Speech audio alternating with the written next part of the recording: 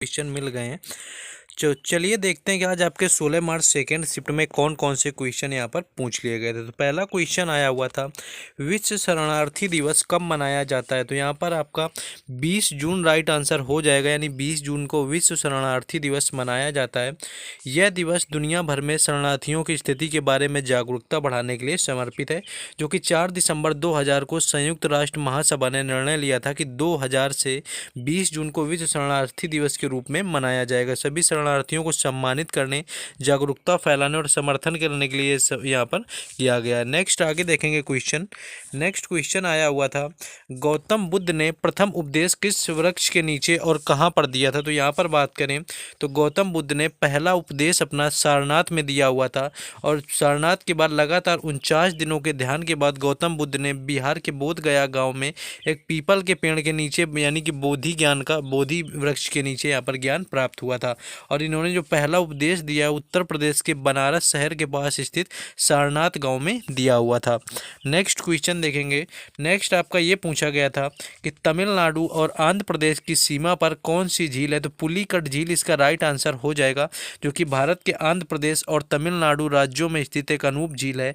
चिल्का झील के बाद यह 759 वर्ग किलोमीटर क्षेत्रफल वाली झील भारत की दूसरी सबसे बड़ी मतलब खारे पानी की झील है। इसका बड़ा भाग जो है आंध्र प्रदेश के नेल्लौर जिले में आता है, बाकी तमिलनाडु से लगता है। तो ये दोनों राज्यों की सीमा पर है, जो कि पुलिकट झील के नाम से जानी जाती है। नेक्स्ट क्वेश्चन था कि 19वीं सदी का अवध का नवाब कौन था। अगर 19वीं सदी की बात करें तो वाजिद अली शाह यहाँ पर राइट आंसर हो जाएगा, जिसका कार्यकाल है 1847 से लेकर के 1856 रखा, जो कि 19वीं सदी में अवध का अंतिम नवाब माना गया। अमजद अली शाह के बड़े पुत्र वाजिद अली शाह थे। इनके जो पिता का नाम था वो अमजद अली शाह था, जो अंततः अवध के आखिरी नवाब थे। 1847 में ये अवध के सिंहासन पर बैठे हुए थे। नेक्स्ट क्वेश्चन आगे देखेंगे, लेकिन उससे पहले जिन लोगों ने अभी तक वीडियो को लाइक और चैनल को सब्सक्राइब नहीं किया, तो सबसे पहले तो वीडियो को लाइक करना है, चैनल को सब्सक्राइब करना है, क्योंकि आप लोगों के लिए यहाँ पर ज़्यादा से ज़्यादा क्वेश्चन लाए जाते हैं हर शिफ्ट के। बाकी व्हाट्सएप ग्रुप और टेलीग्राम चैनल दोनों का लिंक डिस्क्रिप्शन में दे दिया गया, उससे जुड़ जाना है। तो वहाँ पर सभी क्वेश्चन की PDF आप सभी लोगों को मिलती रहेगी। तो चलिए आगे बढ़ते हैं हम लोग, और आई होप कि सभी ने वीडियो को लाइक और चैनल को सब्सक्राइब कर दिया होगा। बाकी प्लेलिस्ट भी बनी हुई है, जाकर के देख सकते हैं किसी भी दिन का। आते हैं अपने नेक्स्ट क्वेश्चन पर। नेक्स्ट क्वेश्चन था कि राज्य के जो नीति निर्देशक तत्व हैं उन्हें कहाँ से लिया गया। अगर नीति निर्देशक तत्व की बात करें तो राज्य के नीति निर्देशक तत्व जनतांत्रिक संवैधानिक विकास के नवीनतम तत्व हैं, और सबसे पहले ये आयरलैंड के संविधान में लागू किए गए थे। ये वो तत्व हैं जो संविधान के विकास के साथ ही विकसित हुए थे। इन तत्वों का एक जन कल्याणकारी राज्य की स्थापना भी करते हैं। तो ये जो राज्य के नीति निर्देशक तत्व हैं भारतीय संविधान में आयरलैंड के संविधान से लिए गए। तो आयरलैंड यहाँ पर राइट आंसर था नीति निर्देशक तत्व के लेने वाले क्वेश्चन में। नेक्स्ट क्वेश्चन आगे देखेंगे। नेक्स्ट क्वेश्चन था कि इनमें से कौन सा वलित पर्वत नहीं। वलित पर्वत से संबंधित क्वेश्चन आया हुआ था। इसकी बात करें तो ये यूराल पर्वत, अरावली पर्वत, अल्पेशियन पर्वत, ये प्राचीन वलित पर्वत हैं। अगर इनके अलावा आपको कोई दूसरा दिया होगा वो वहाँ पर वलित पर्वत नहीं होगा, यानी यूराल पर्वत, अरावली पर्वत, अल्पेशियन पर्वत, और जबकि एंडीज वलित तो है, किंतु ये प्राचीन अपित युवा पर्वत है। तो ये वलित पर्वत के आधार पर आते हैं। तो इनमें से ये पूछा गया था कि कौन सा वलित पर्वत नहीं है। नेक्स्ट क्वेश्चन देखेंगे। नेक्स्ट क्वेश्चन था कि परम 8000 जो कंप्यूटर है ये किस जनरेशन का है। तो ये जो है परम 8000 श्रेणी की पहली मशीन थी, और इसे शुरुआत में बनाया गया था विजय पी भाटकर को सुपर कंप्यूटिंग में भारत की राष्ट्रीय पहल के वास्तुकार के रूप में जाना जाता है, जहां उन्हें परम सुपर कंप्यूटर का विकास का नेतृत्व किया था। उन्होंने भारत का पहला भारतीय सुपर कंप्यूटर परम 8000 1991 यानी 1951 में बनाया था, जो कि प्रथम पीढ़ी का कंप्यूटर था। तो यहाँ पर प्रथम पीढ़ी कंप्यूटर राइट आंसर हो जाएगा, जो कि परम 8000 कंप्यूटर विजय पी भाटकर के द्वारा बनाया गया था। नेक्स्ट क्वेश्चन यहाँ पर था कि जो मानव रक्त होता है यानी ह्यूमन ब्लड का पीएच मान क्या होता है। तो मानव रक्त के अगर पीएच मान की बात करें, आमतौर पर यह थोड़ा क्षारीय होता है, जिसका पीएच मान 7.4 के करीब होता है, यानी 7 से 8 के बीच में। इस तरह से दिया होगा ऑप्शन में कि 7 से 8 के बीच में, या एग्जैक्ट दिया था तो 7.4 के आसपास होता है, जो कि थोड़ा क्षारीय माना जाता है मानव रक्त। नेक्स्ट आगे हम लोग क्वेश्चन देखेंगे। नेक्स्ट बताया गया था कि ईरान ट्रॉफी है वो किसने जीती हुई है। अगर ईरान ट्रॉफी की आंख पर बात करें किसने जीती है 2023 की अगर ईरानी कप की बात की जाए तो घरेलू क्रिकेट में सालाना होने वाले ईरानी कप में इस बार रेस्ट ऑफ इंडिया ने मध्य प्रदेश को 238 रन से हरा करके रेस्ट ऑफ इंडिया का ये 26वां ईरानी टाइटल रहा हुआ है। पहली बार ईरानी कप 1960 में खेला गया था, ये पहली बार 1960 में खेला गया था और इस बार रेस्ट ऑफ इंडिया ने मध्य प्रदेश को हरा करके अपने नाम ये खिताब ईरानी ट्रॉफी का किया हुआ था। तो ये क्वेश्चन आया हुआ था स्पोर्ट्स से। नेक्स्ट क्वेश्चन हम लोग आगे बढ़ेंगे।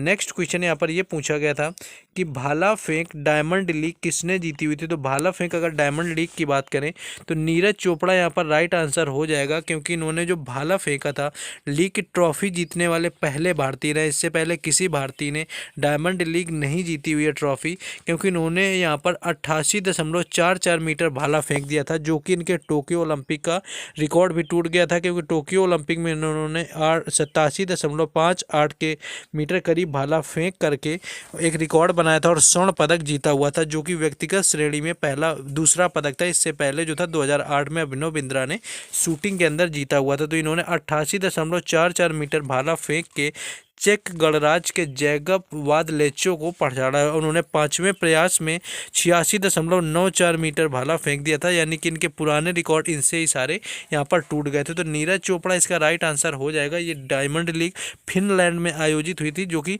नीरज चोपड़ा ने जीती हुई थी। नेक्स्ट आगे देखेंगे क्वेश्चन। नेक्स्ट जो क्वेश्चन आगे पूछा गया था कि 1992 में सिनेमा का life time achievement award Oscar award किसे दिया गया था।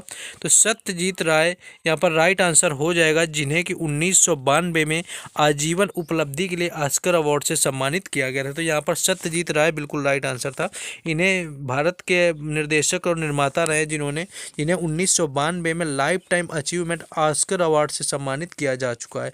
तो 1992 था। आगे ईयर भी पूछा जा सकता है, क्योंकि इस तरह के क्वेश्चन घुमा फिरा के फैक्ट से ही पूछ लिए जा रहे हैं। नेक्स्ट था कि निम्न में से ओडिसी नृत्य से संबंधित कलाकार कौन सा। अगर ओडिसी नृत्य की बात करें कि इससे संबंधित कलाकार कौन सा है, यह आपको पूछा गया था। तो इनमें से आद्या कातिकर, मोहन महापात्रा, पंकज चरण दास, हरे कृष्ण बेहरा, मायाधर रावत, संयुक्ता पणिग्राही, सोनल मान सिंह, किरण सहगल, माधवी मुदगल, कालीचरण पटनायक, इंद्राणी रहमान, शेरोन लेवोन, ये सारे जो यहाँ पर कलाकार दिए ये सारे ओडिसी नृत्य से संबंधित हैं। और भारत के कुल 8 शास्त्रीय नृत्य हैं, जिनमें से एक ओडिसी नृत्य भी होता है। तो इन्हीं में से कुछ जो दिया होगा ऑप्शन में उसी के अकॉर्डिंग वहाँ पर टिक करना था। बस ओडिसी से संबंधित कलाकार आपसे पूछा गया था कि कौन सा इनमें से संबंधित है ओडिसी नृत्य से। नेक्स्ट आगे देखेंगे।